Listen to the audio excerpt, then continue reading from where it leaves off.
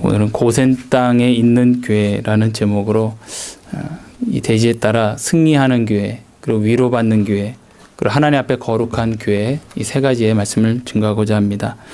하나님의 이 신비로운 섭리에 따라서 야곱의 이 아들인 이 요셉은 형들의 미움을 받아 애굽으로 팔려갔고, 그 후에 많은 고난을 겪은 후에 이 애굽의 총리가 되었고, 그리고 큰 기근을 계기로 형들을 다시 만나서 가나안 땅에 있는 모든 가족을 애굽 땅에 이주하여 살도록 초청을 했습니다. 야곱은 아직 5년이나 더 남은 기근을 피해서 가나안 땅을 떠나 죽은 줄만 알았던 요셉이 사라 총리로 다스리고 있는 그 애굽으로 이제 피신하게 되었습니다. 그래서 애굽을 향하는 이 야곱의 발걸음이 참 가벼웠을 것이라고 우리가 생각하기 쉬울 것 같습니다. 왜냐하면 애굽은 우선 식량이 풍부하고, 그리고 게다가 자신의 아들이 애굽의 2인자가 되어 있으니 그 발걸음이 가볍지 않았을까 이렇게 생각하기 쉬운데, 그러나 오늘 이 말씀을 보면, 오늘 읽은 본문은 아니고요, 이 앞에 말씀을 보면 그렇지는 않았을 것이라고 우리가 생각이 됩니다. 야곱이 오늘 이 가나안 땅을 떠나면서 마음에 좀 무거움이 있었습니다. 그 두려움인데, 그 두려움은 다른 것이 아니라 하나님과의 어떤 관계에 대한 염려였습니다. 왜냐하면 야곱이 하나님께서 약속해 주신 이 가나안 땅, 이것을 육신적으로 떠남으로써 하나님의 약속에 대한 자신의 믿음이 좀 약해지지는 않을까, 이런 두려운 마음이 있었던 것 같습니다. 그래서 우리 창세기 46장 1절을 보면, 야곱은 가나안 땅의 경계선이라고 볼 수 있는 그 브엘세바까지 가서 하나님께 희생 제사를 드리고, 그리고 자신의 헌신을 하나님께 고백하며 은혜를 구했습니다. 그때 하나님께서 그 제사를, 예배를 흠양하시고 그에게 말씀으로써 은혜를 베푸셨습니다. 하나님께서 이 야곱의 가족이 애굽으로 가는 것이 하나님의 뜻임을 야곱에게 말씀해 주셨습니다. 그리고 야곱에게 하나님의 언약을 재확인해 주셨습니다. 그래서 하나님께서 야곱에게 말씀하시기를, 애굽으로 내려가서 너가 애굽으로 내려갈지라도 내가 너 함께 할 것이니 두려워하지 말고, 또 내가 너를 통하여 또 큰 민족을 만들 것이며, 그리고 다시 가나안 땅으로 내가 불러들이겠다. 그러니 두려워하지 말고 애굽으로 내려가라, 이렇게 말씀하셨습니다. 그래서 하나님께서 야곱에게 언약하신 대로 그의 후손을 큰 민족으로 만드실 그 장소를 하나님께서 애굽으로 택하신 것입니다. 그래서 하나님께서 이렇게 야곱의 가족을 애굽의 거류민으로 만드셔서 그곳에서 큰 민족을 이루시고, 그리고 때가 차면 그들을 출애굽, 즉 애굽에서 나오게 하실 것입니다. 야곱은 이런 하나님의 약속의 말씀을 의지함으로 요셉이 있는 그 애굽으로 나아가게 되었습니다. 그래서 창세기 46장 8절부터 24절 그 말씀을 보면, 그 애굽으로 내려간 야곱의 후손들의 이름이 쭉 이제 소개가 됩니다. 이 후손들 중에는 야곱의 아들, 딸, 손자, 손녀 모두 나열이 되어 있습니다. 그리고 그들이 그 아내와 그 첩에 따라서 이게 분류가 또 되어 우리에게 소개되어집니다. 주목할 것은 이들이 몇 명이냐, 이걸 우리가 한번 주목할 필요가 있습니다. 26절을 보면 야곱과 함께 애굽으로 내려간 야곱의 후손들의 그 수는 우선 며느리를 제외하고 66명이라고 말씀합니다. 그리고 이어서 27절에서는 애굽에서 살게 된 야곱 가족의 총수가 70명이다, 이렇게 알려주고 있습니다.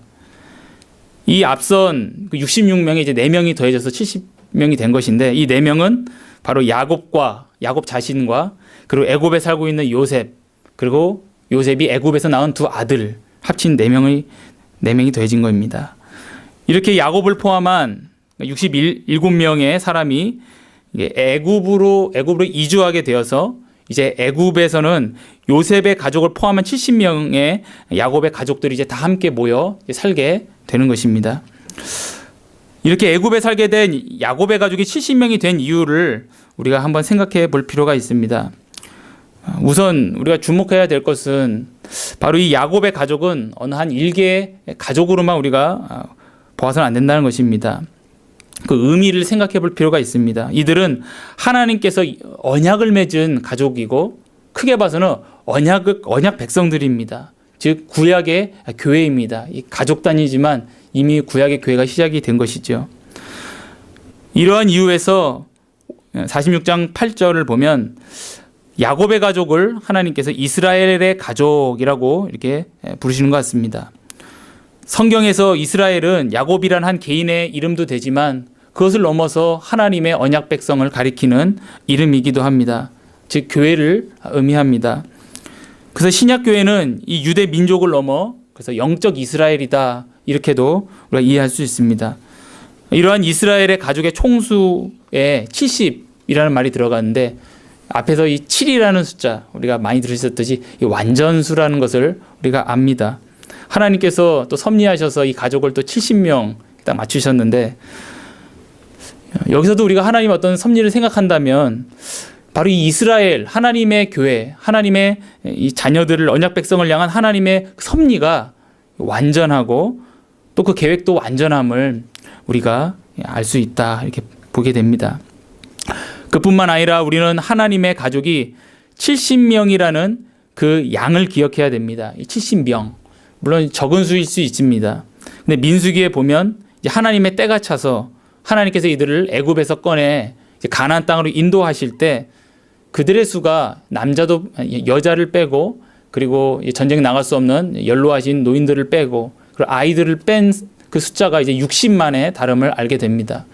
그러면 총 이제 나머지 제외했던 사람들 합친다면 적어도 이제 한 그 3배수는 넘을 거다. 그래서 200만 정도로 생각합니다.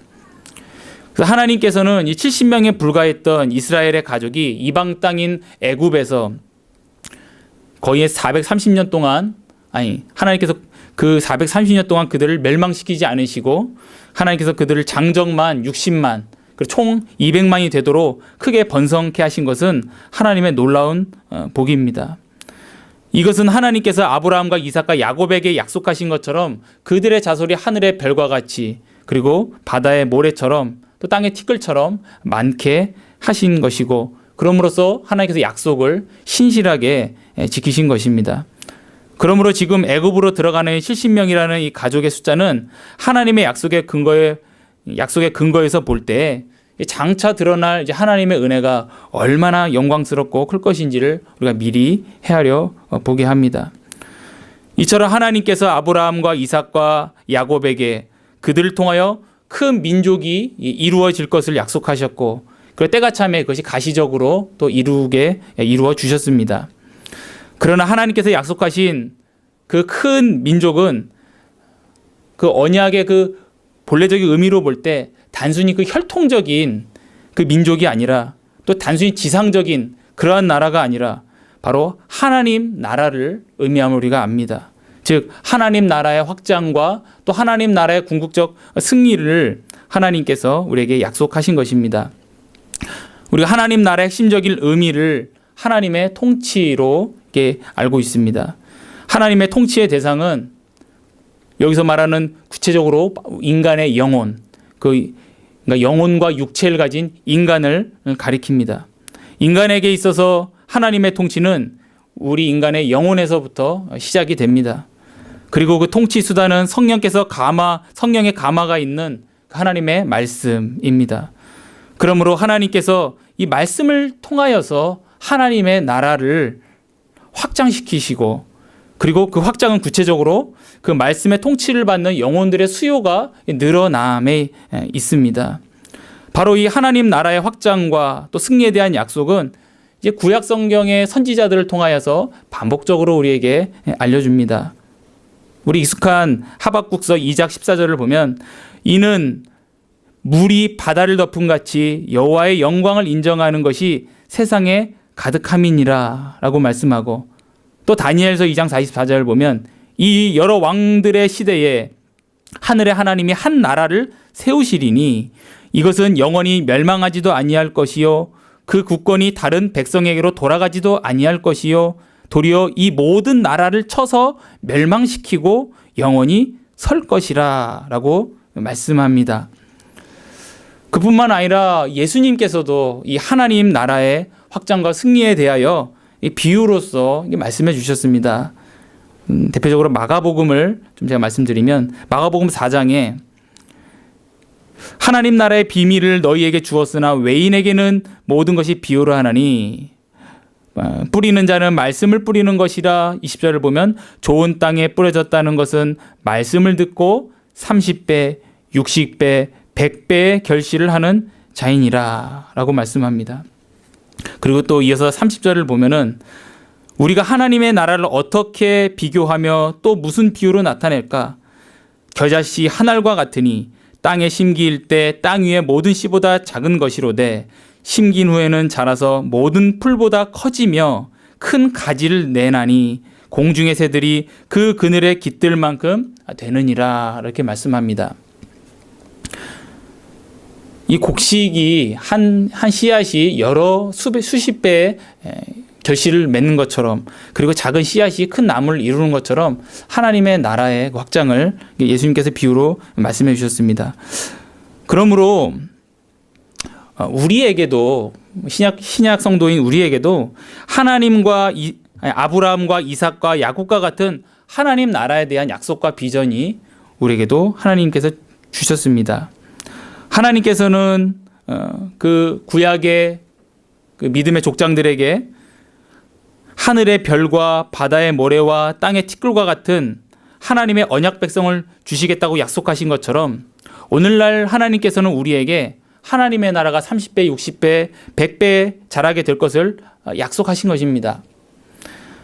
비록 지금 지상에서 우리의 눈에 보이는 하나님의 자녀들이 우리 역사적으로 때로는 굉장히 많아 보일 때가 있었고, 때로는 어떤 시대에서는 좀 줄어드는 것처럼 보이는 이런 기복이 있을지라도, 눈에 가시적인 교회는 그럴지라도, 그러나 창세 이후로 하나님은 쉬지 않고 자신의 말씀으로서 생명의 말씀으로 일하심으로 우리 천상의 교회는, 눈에 보이지 않는 그 교회는 하나님의 자녀가 결코 줄어든 일이 없습니다.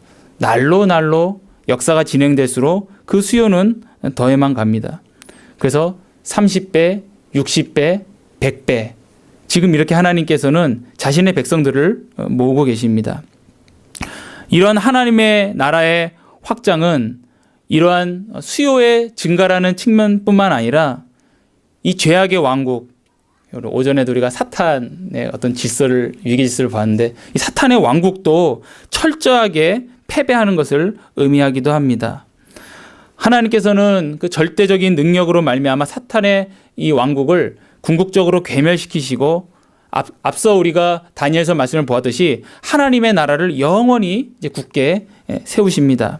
즉 모든 악인은 심판받고 주의 백성들은 그리스도의 의로 말미암아 영생에 이르러 이제 영원한 기쁨의 찬송을 올리게 될 것입니다. 성도가 이 땅에서 믿음으로 끝까지 인내하며 이게 살 수 있는 이 힘이 바로 그리스도께서 십자가에서 다 이루신 의로 말미암아 하나님의 나라가 최후의 승리를 한다라는 이 소망에 있습니다. 그래서 골로새서 2장 14절 15절을 보면 하나님이 우리를 거스르고 불리하게 하는 법조문으로 쓴 증서를 지우시고 제하여 버리사 십자가에 못 박으시고 통치자들과 권세들을 무력화하여 드러내어 구경거리로 삼으시고 십자가로 그들을 이기셨느니라 라고 말씀합니다.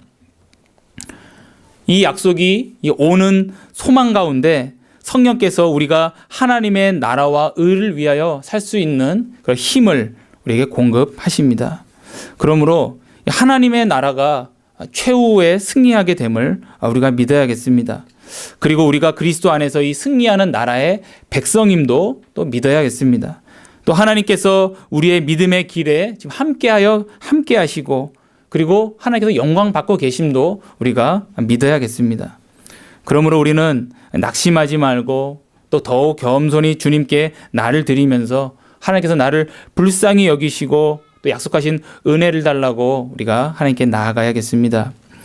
또 두 번째로 오늘 또 본문으로 돌아가서 오늘 야곱이 이 넷째 아들 유다를 지금 오늘 미리 보내서 가족들이 정착하기로 생각하고 있는 그 고센 땅에 가게 하고, 그래서 그곳에서 정착할 준비를 하게 합니다.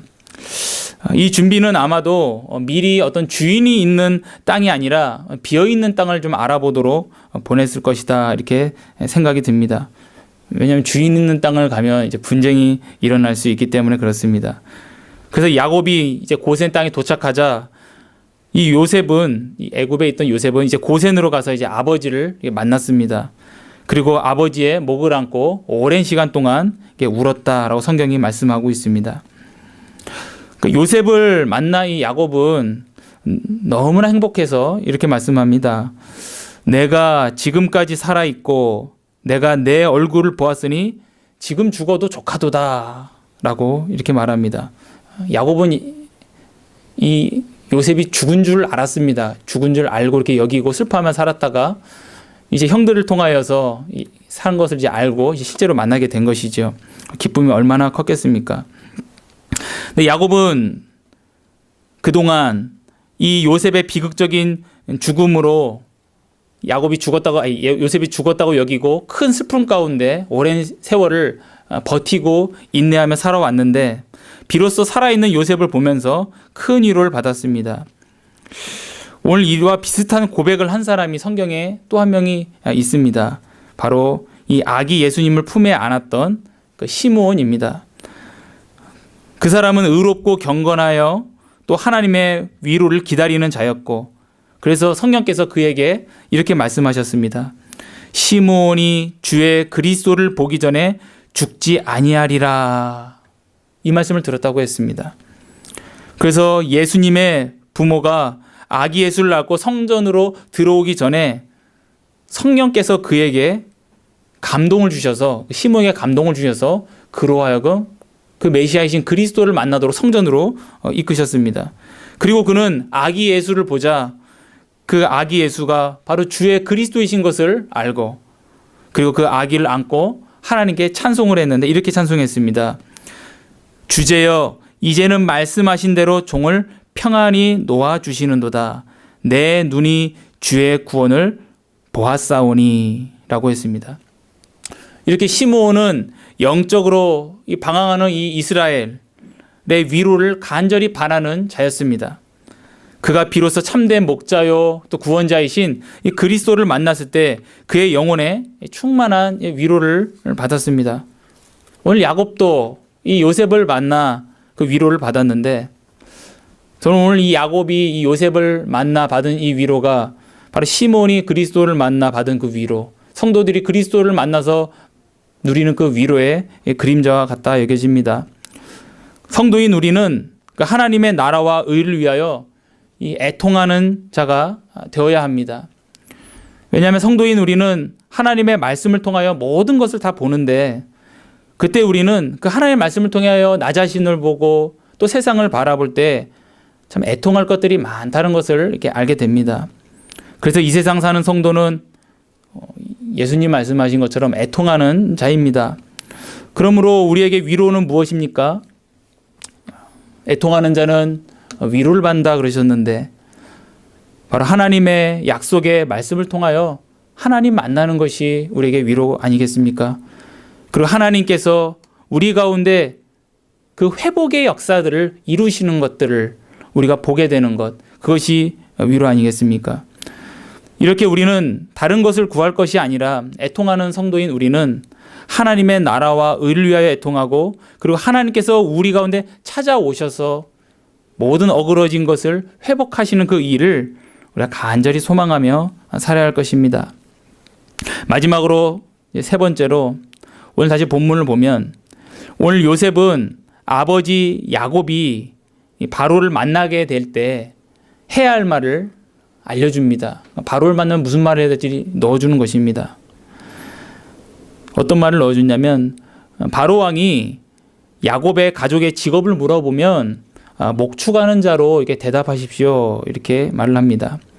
왜냐하면 애굽 사람들이 목축업을 아주 하찮고 천하고 가증한 일로 여기므로 반대로 이 농업은 귀하게 여겼던 것 같습니다. 그렇기 때문에 이 야곱의 가족들이 목축업을 한다 이렇게 하면 애굽 사람들과 이 떨어져 살게 할 것이라는 그 생각에서 그러한 것입니다.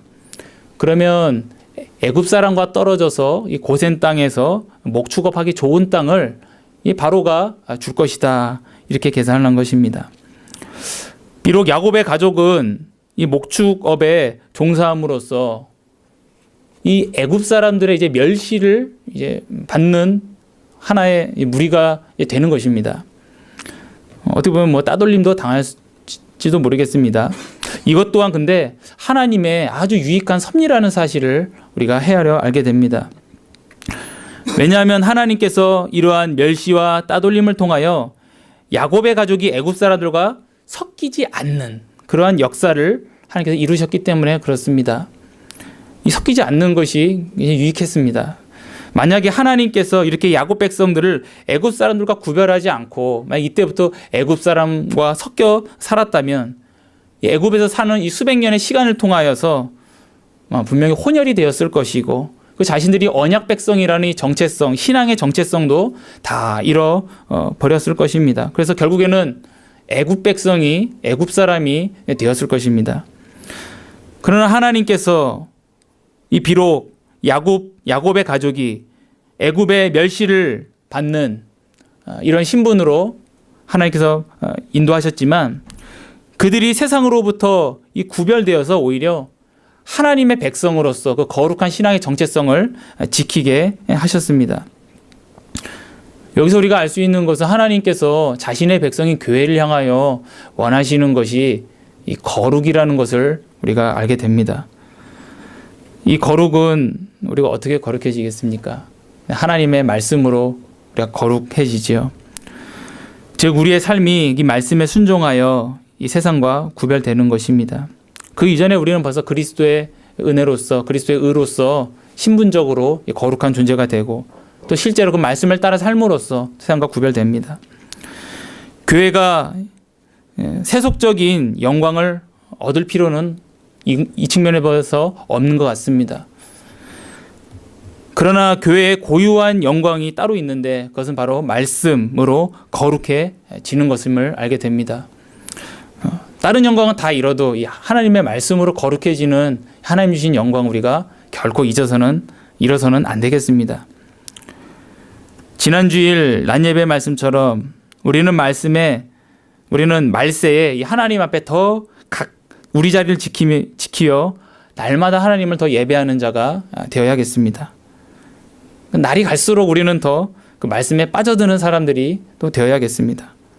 또 날이 갈수록 우리는 점점 이 세상에 어떤 영광이나 소망이 많아지는 것이 아니라 장차 우리가 이르게 될 하나님 나라에 대한 천국 소망이 더 가득해져야겠습니다. 이처럼 오늘 우리는 이 고센 땅에 하나님께서 옮기신 자신의 이 교회를 보면서 하나님께서는 자신의 교회를 장차 승리하게 하실 것이고 또한 그 교회를 위로하실 것이며 그리고 자신의 앞에 거룩한 교회로 세우기를 원하신다는 것을 우리는 알게 되었습니다. 오늘 이 말씀에 따라서 하나님께서 승리하게 하신다는 소망을 가지시고 또 위로하신다는 그 약속에 따라 위로를 구하시고 그리고 하나님 앞에 거룩한 교회로서 주님 오실 때까지 그렇게 승리하며 나아가는 우리가 되었으면 좋겠습니다. 기도하시겠습니다. 거룩하고 자비로우신 하나님 아버지, 주님께서 그 옛날 구약시대부터 자신의 백성들, 택하신 백성들을 거룩하게 구별하시고 그들에게 통하여서 하나님 나라의 승리에 대한 그 비전과 약속을 주시며 그리고 그들을 또 하나님께서 위로하셨음도 우리가 알게 되었습니다. 하나님 아버지, 그리스도 예수 안에서 우리를 언약 백성 삼으시고 지금도 우리로 하여금 애통하게는 하지만 날마다 하나님 나라와 의를 구하며 그 안에서 신령한 은혜를 맛보고 위로받게 하심에 감사합니다. 또한 저희들 하나님께서 또한 이 시대에 날마다 세상은 어두워지지만 밝은 빛을 비추는 또한 거룩한 교회로서 세우고 또 거룩하게 살라고 말씀 주시며 또한 명령 주시며 또한 약속까지 함께 하시어 우리하고 그렇게 빚어가시니 또한 감사합니다. 저희들 하나님의 거룩한 백성으로서 이런 약속과 모든 명령 다 받았사오니 우리 한 주간도 우리 하나님께서 교회로서 나 자신을 붙들어 주시고 또 십자가지기 통하여서도 이 마지막 때에 영광 받아 주시옵소서. 감사드리오며 살아계신 예수님의 이름으로 기도드리옵나이다. 아멘.